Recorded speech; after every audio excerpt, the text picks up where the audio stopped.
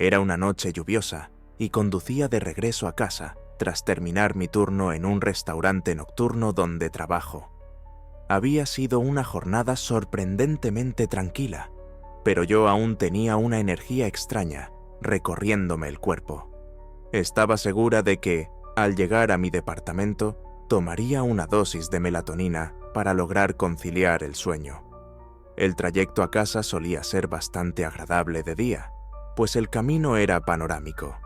Sin embargo, durante la noche carecía de faroles suficientes y se convertía en un tramo mayormente oscuro.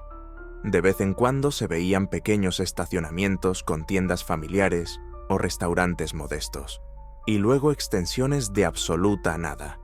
Y con nada me refiero a bosques, obviamente. Aquel tramo contaba con una famosa charcutería, y fue justo al pasar por su aparcamiento cuando distinguí, bajo la tenue luz de una farola, a una mujer mayor haciendo señas con el brazo, como pidiéndome que me detuviera. Reduje la velocidad al percatarme de que se trataba de alguien que rondaría los 50 y muchos años, tal vez un poco más. La mujer era sorprendentemente alta, rondaba los 1,80 metros y a la vez muy delgada. Bajé la ventanilla y grité: ¿necesitas un aventón? Ella se acercó hasta la puerta delantera y la abrió de inmediato, agradeciéndome con exaltación que me detuviera. Parecía tan contenta y vulnerable, repitiendo que yo era prácticamente su salvación, que no tuve corazón para echarla de nuevo bajo la lluvia. Le pregunté a dónde se dirigía, y ella respondió que solo a la siguiente localidad, un poco más adelante por la carretera. Se subió, estaba empapada de pies a cabeza y empapó mi asiento. Aún así, me consideraba una persona decente y no iba a dejarla allí a merced del temporal. Sin embargo, mi mente se llenó de sospechas. Si en lugar de una mujer hubiera sido un hombre desconocido, tal vez mi reacción habría sido distinta. Mientras conducía, me di cuenta de algunos detalles que llamaban la atención. Parecía faltarle más de un diente, y pese a su amabilidad, aquella imagen me inquietaba. Empecé a preguntarme si estaría sin hogar, aunque no lucía descuidada ni percibía olor alguno que lo indicara. El fuerte aguacero podía haber camuflado cualquier aroma, y su cabello, normalmente tal vez desordenado, parecía ahora lacio y caía contra su rostro por el agua que lo empapaba. Pese a todo, su sonrisa era constante y no me transmitió una amenaza inmediata. Llegamos a la intersección que tenía una gasolinera en una de sus esquinas. Decidí entrar a repostar. Me estacioné junto a una bomba y pregunté a la mujer si quería algo de la tienda del lugar. Quería prolongar mi obra de caridad. Por instinto, me sentía responsable de ella. Ella declinó mi oferta con una sonrisa suave. No, gracias, cariño. Yo entré para pagar la gasolina y comprar un par de bebidas para el fin de semana. Cuando regresé a mi vehículo, me di cuenta de que la mujer se había esfumado. No había ni rastro de ella. El estacionamiento era minúsculo, así que pensé que, si se fue corriendo, no podría estar demasiado lejos. Sentí un ligero remordimiento. ¿Acaso la había dejado a su suerte? Pero, al mismo tiempo, me alivió saber que mi coche quedaba de nuevo solo para mí. Terminé de llenar el tanque y proseguí mi camino.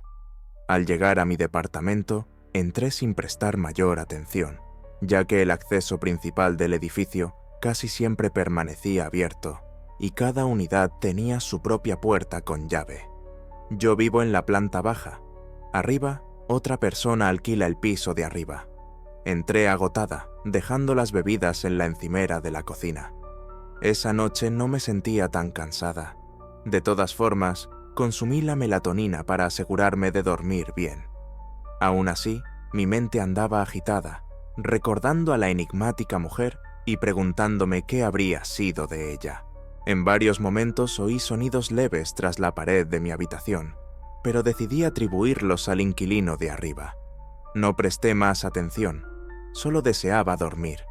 Desperté en plena oscuridad, sudando y con el corazón acelerado, algo muy inusual después de tomar melatonina. Me incorporé, sintiéndome mareada y con la boca seca. Acerqué la mano a la mesita de noche para buscar mi vaso de agua.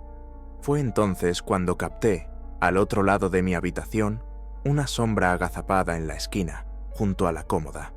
Permanecía encorvada, con las piernas recogidas.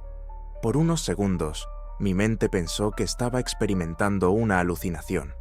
Sacudí la cabeza con fuerza, musité sonidos extraños e incluso me di un par de bofetadas para espabilar. En ese preciso instante, la figura se alzó y salió del cuarto, desapareciendo de mi campo de visión. No grité, no solté una sola palabra. Me quedé sentada en la cama, muda y atónita. Ni siquiera escuché pasos que se alejaban, ni la puerta abriéndose o cerrándose. Fue tan silencioso que se me encogió el corazón. Tomé mi teléfono, llamé a mi papá y le conté lo sucedido. Él sonaba preocupado pero incrédulo, y pensó que tal vez había sido una pesadilla o un terror nocturno. Permanecí hablando con él mientras salía de mi habitación y encendía la luz de la sala. Allí no había nadie. Revisé cada rincón de mi pequeño departamento y no encontré un solo indicio de que hubiera alguien escondido. Casi me convencí de que tal vez lo había imaginado todo. De cualquier forma, dormí con la puerta de mi dormitorio cerrada con llave. Al despertar por la mañana, preparé mi café y comencé a vestirme para ir al gimnasio. Fue cuando alcancé la puerta principal para salir al vestíbulo que noté que aquella puerta estaba, de hecho, sin seguro. Mi estómago dio un vuelco. ¿Acaso lo que vi había sido real? Realicé otra búsqueda minuciosa en todas las habitaciones y no descubrí nada fuera de su lugar. Me dirigí entonces a mi vehículo, abrí la puerta trasera para dejar mi bolsa del gimnasio y lo que vi me hizo contener la respiración. Había manchas húmedas con un tinte amarillento y amarronado en el suelo, y el cobertor que siempre llevo ahí había desaparecido.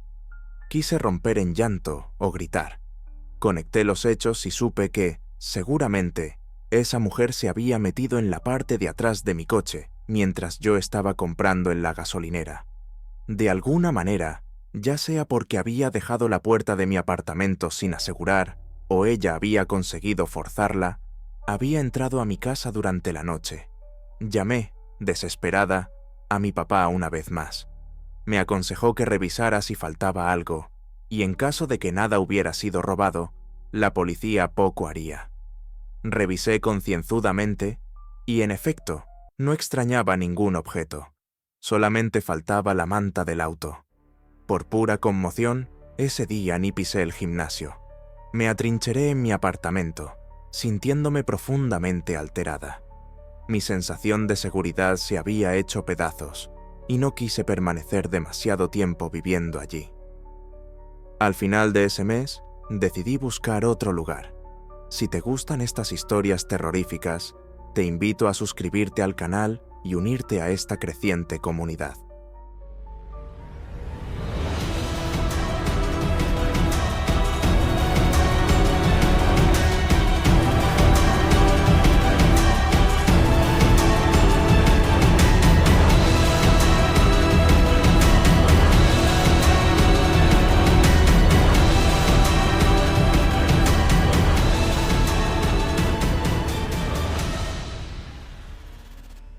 Esto sucedió hace varios meses, y la verdad no sé en qué estaba pensando cuando acepté acompañar a mi amigo Orlando a una fiesta en una casa que se celebraba durante nuestro primer año de preparatoria. Ni siquiera estaba invitada, pero Orlando logró convencer a uno de los anfitriones. Acepté sobre todo porque no contaba con un auto para desplazarme por mi cuenta, así que dependía de él. Llegamos tarde en la noche. Orlando me sugirió que dejara mi teléfono en el coche, argumentando que, con el gentío, podría extraviarlo o alguien podría robármelo. En un principio me pareció extraño, pero me encogí de hombros y lo dejé ahí. Entramos a la casa por el patio trasero, donde, a simple vista, la mayoría de los asistentes tomaban, fumaban o se dedicaban a otras actividades más turbias, divididos en grupitos. Después de algunas horas, me di cuenta de que había bebido muchísimo. Todo se me empezaba a nublar. Apoyé la espalda contra una pared porque sentía que no podía sostenerme. Eché un vistazo a mi reloj y calculé que ya era medianoche, o tal vez la 1 de la madrugada. Eso significaba que, sin duda, era el momento de irme. Decidí buscar a Orlando entre la multitud, pero no lo encontré por ningún lado. Pregunté a varias personas si lo habían visto, y respondieron que no.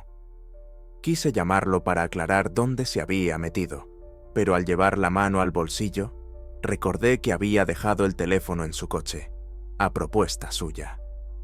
Me entró una rabia enorme. Evalué mis opciones. Nadie más parecía disponible para llevarme a casa, y lo más sensato era irme caminando.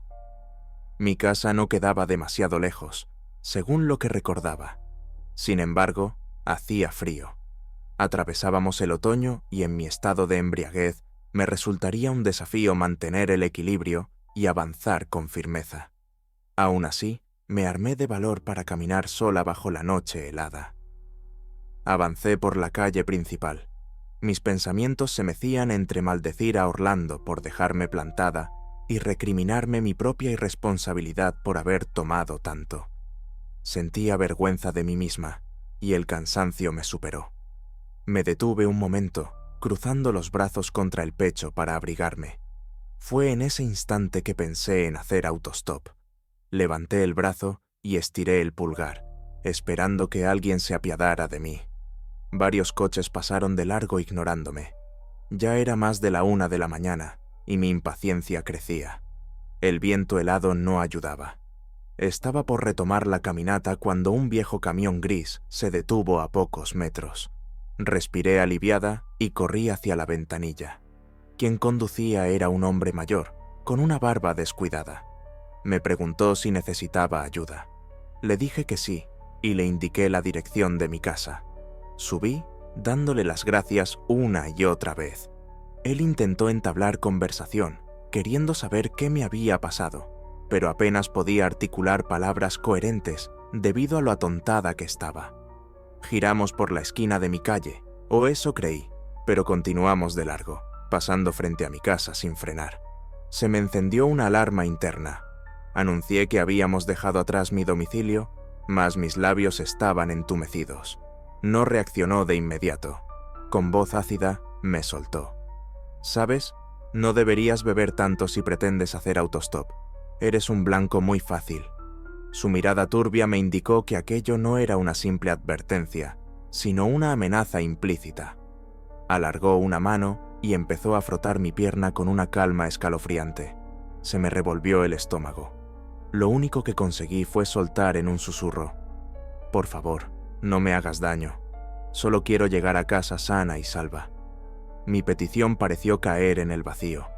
El hombre llevó el vehículo hasta un costado de la carretera, deteniéndose en la hierba mojada y poniendo la palanca en parking. Se inclinó hacia mí con intenciones siniestras, como si fuera a sujetarme con fuerza.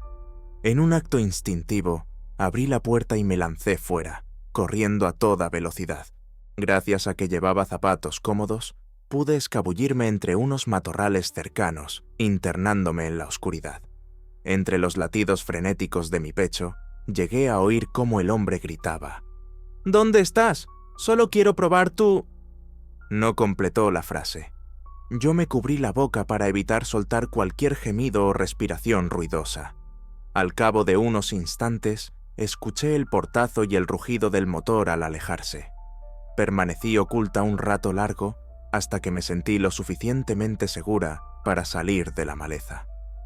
Regresé a la orilla del camino con el corazón desbocado, esperando encontrar a alguien que pudiera rescatarme. Afortunadamente, no pasó mucho tiempo cuando apareció un segundo vehículo. Agité los brazos frenéticamente hasta que se detuvo. Esta vez era un hombre de aspecto más tranquilo, de mediana edad. Me subí a la parte trasera, casi sin pronunciar palabra, y él, con semblante preocupado, se ofreció a llevarme a la dirección que indiqué. Me dejó frente a mi casa alrededor de las 4 de la madrugada. Allí me aguardaban mis amigas, con mi teléfono y mi bolsa. Habían estado planteándose avisar a la policía si no aparecía al amanecer. Nadie supo realmente con quién me fui inicialmente o cómo terminé tirada en la calle. Solo me quedaba la certeza de que jamás querría pasar por algo semejante. Desde aquel suceso, reduje radicalmente el consumo de alcohol y evito repetir la imprudencia de hacer autostop sin estar en mis cabales.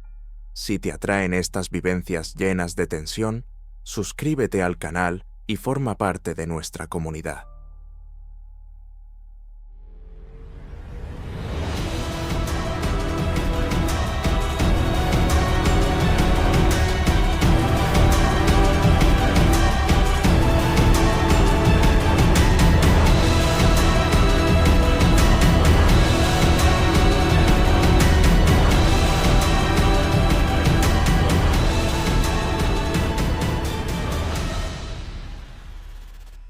Aún cursaba la universidad cuando me ocurrió esto. Estudiaba en una institución muy fiestera en la región montañosa de Eidern. No pertenecía a ninguna hermandad femenina, pero frecuentaba muchas de las fiestas de fraternidades.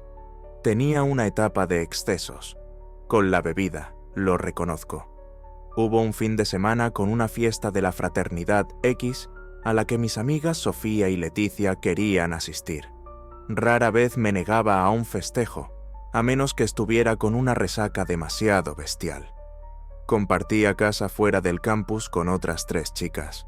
No era una casa de hermandad ni nada por el estilo. Solo éramos 4 compañeras de cuarto. La fraternidad en cuestión quedaba a unos 20 minutos de la universidad. El plan era el de siempre. Nosotras hacíamos una pequeña previa en la casa, bebiendo, y después pedíamos un servicio de coche para dividir costes. En la ruta hacia la fiesta seguimos bebiendo, algo que, visto en retrospectiva, fue un gran error. Cuando llegamos al festejo, honestamente, yo ya no estaba muy consciente de lo que hacía. El alcohol me nublaba la mente hasta casi rozar el apagón. Recuerdo vagamente el frente de la casa, donde algunos chicos de la fraternidad controlaban quién entraba, y el interior, con un DJ en la sala principal y 2 mesas de beer pong en la cocina. Según lo que me contaron después, jugué beer pong con alguien al que apenas conocía, y luego sostuvimos una charla en un rincón por buen rato. Pasado ese punto, nadie sabe a dónde fui ni con quién estuve. Y la verdad, yo tampoco retengo memoria alguna de lo sucedido. Lo siguiente que recuerdo es recobrar la consciencia mientras yacía sobre la hierba al costado de una carretera, como en un trance. Mi cabeza palpitaba con fuerza y podía afirmar que aún estaba ligeramente ebria. Reinaba una oscuridad cerrada, rota únicamente por un par de farolas a cierta distancia. A un lado había un pequeño tramo de árboles. Palpé mis bolsillos con desesperación y, para mi horror, no encontré mi celular ni mi bolso de mano cruzado. No tenía forma de checar la hora ni de pedir ayuda. Me entró pánico y pasé varios minutos intentando averiguar si estaba herida o si me habían robado. Mi blusa blanca estaba llena de tierra, pero, fuera de eso, no sentía lesiones visibles. Sin muchas opciones, empecé a caminar hacia la zona iluminada por la farola, esperando ver algún indicio de civilización. Nada. Solo la carretera desierta y más bosque. Me recargué contra el poste, cuestionándome qué hacer. Decidí, finalmente, quedarme allí un rato para ver si algún auto pasaba y pedir auxilio. Pasaron 15 minutos eternos antes de que divisara unos faros aproximándose. Salté a la carretera agitando los brazos, rezando para no encontrarme con alguien peligroso. El coche frenó. El conductor bajó la ventanilla y me preguntó si estaba bien. Le expliqué que me encontraba varada, sin teléfono ni manera de contactar a mis amigas. Con gran amabilidad me invitó a subir. Mientras manejaba, entabló una conversación para saber qué había sucedido. Yo, tonta de mí, relaté que venía de una fiesta, que me había pasado de copas y había terminado perdida a mitad de la nada. Debía haber sido más reservada, porque enseguida capté que el tipo me observaba con una mezcla de burla y curiosidad. Se extrañó de que no llamara a nadie y le conté que había perdido mi celular. Él tecleó la dirección que le di en su GPS portátil. Entonces, casi susurró: «Bueno, veamos». Le pregunté cuánto faltaba para llegar a mi casa y respondió: «Unos 20 minutos».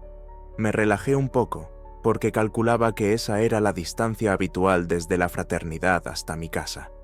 Imaginé que pronto me vería con Sofía y Leticia, quienes tendrían mis cosas y mi teléfono. Sin embargo, el trayecto se extendía demasiado. Parecía que llevábamos más de 20 minutos en la misma carretera, sin rastro de casas ni alumbrado urbano. Comencé a ponerme nerviosa. «¿Falta mucho?», repetí, intentando sonar calmada.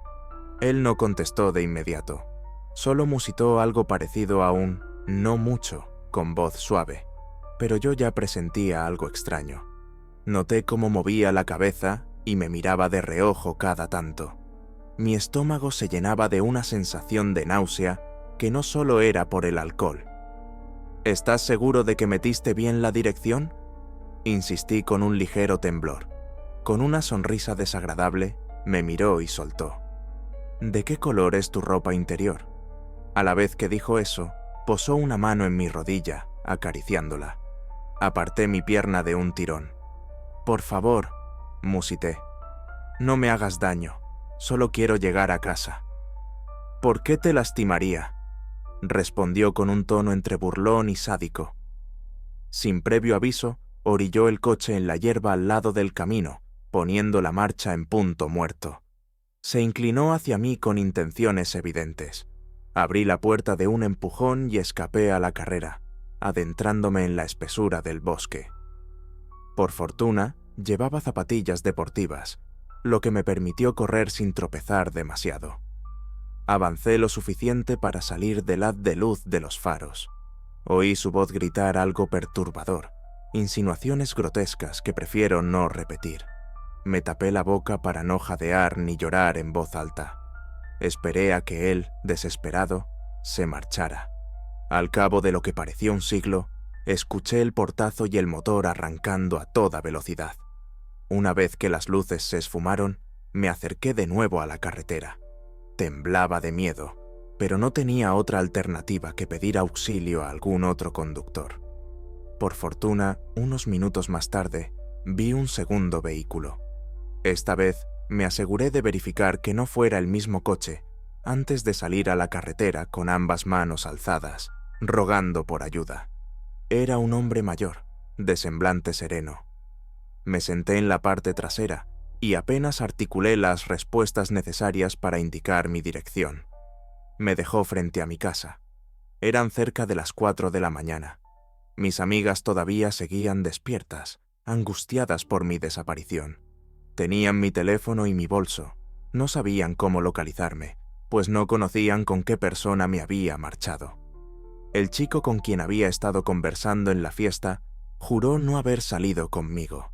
Desde esa noche, reduje mis excesos y, ante todo, prometí no tomar decisiones imprudentes que me pusieran en riesgo. Si te has estremecido con esta historia, te invito a suscribirte al canal para seguir recibiendo relatos que pondrán tus nervios a prueba.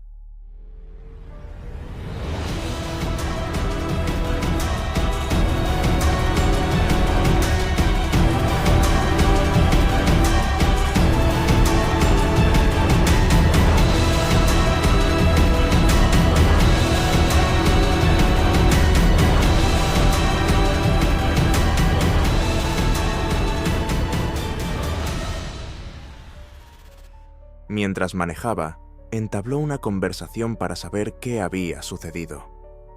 «Sal del bosque oscuro». Ese pensamiento se repetía en mi mente. Hace tiempo, realicé autostop desde una zona rural de Arstein, en busca de llegar a la ciudad de Grencia. Yo necesitaba recoger unos cuadros que había expuesto en una galería. Era octubre, yo tenía 29 años y andaba con una mochila ligera. El día estaba soleado, con un cielo claro y una temperatura templada, perfecto para viajar a dedo. Encontré a un conductor en una estación de servicio. Era un hombre de aspecto desaliñado, cabello grasiento y barba mal afeitada. Su vehículo, antiguo y reducido, parecía en mal estado. Aún así, cuando me ofreció llevarme a Grencia, yo acepté sin pensarlo mucho. Un desconocido se mostraba amable, y yo, urgido por mi itinerario, no quise ponerme exquisito. Manejamos por la autopista principal. Al principio intercambiamos unas cuantas palabras. Me preguntó de dónde venía. Yo respondí vagamente. Mi francés era nulo. Su manejo de mi idioma no era muy bueno tampoco. De pronto extendió el brazo sobre mi regazo y abrió la guantera. De ahí sacó algo que, en un principio, creí que eran simples papeles. Pero al examinarlo, comprendí que eran pasaportes. Me entregó 4 de ellos. En las fotos aparecían 4 mujeres jóvenes. El hombre me dijo, con un castellano rudimentario, que la primera chica había sido su novia y que murió al caer de una moto. La segunda también había sido su pareja, fallecida en un accidente automovilístico. La tercera había sucumbido a un tumor cerebral y la cuarta se cayó de un caballo. Fue enumerando cada caso con una frialdad escalofriante, repitiendo: «Soy un hombre muy desafortunado». Yo solo asentí, sin palabras. Se me revolvió el estómago al imaginar por qué llevaba consigo los pasaportes de esas mujeres. Tras guardarlos de nuevo, anunció que tomaría un atajo para llegar antes a Grencia. No sentí que fuera una opción. Él lo estaba decidiendo. Pensé que sería un desvío bucólico, pasando por pueblitos y caminos secundarios. Pero en cuanto abandonamos la autopista, nos internamos en una vía de tierra, polvorienta y cada vez más estrecha. Mi cerebro gritaba: «¡Peligro!», pero permanecí en silencio, quizá por cortesía o por un instinto que me impedía contradecirlo. Los campos verdes se transformaron en un bosque tupido. Entramos en la arboleda, que se cerraba a nuestro alrededor, volviéndolo todo lúgubre. La luz solar disminuía entre las copas de los árboles. De pronto, el hombre habló en voz alta, como gruñendo: «No hablar más tu idioma. Me quedó clarísimo.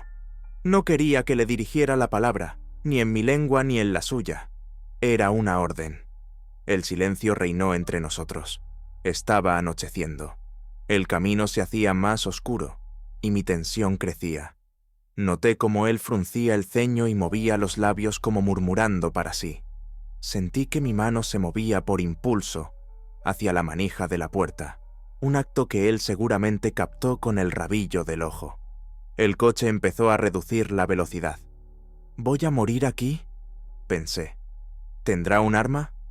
No estaba preparado para aquella claustrofobia moral que se cernía. Miré de reojo el bosque, tratando de calcular si podría salir corriendo, y de hacerlo, cuál sería mi destino. Me invadió una ansia primitiva de supervivencia.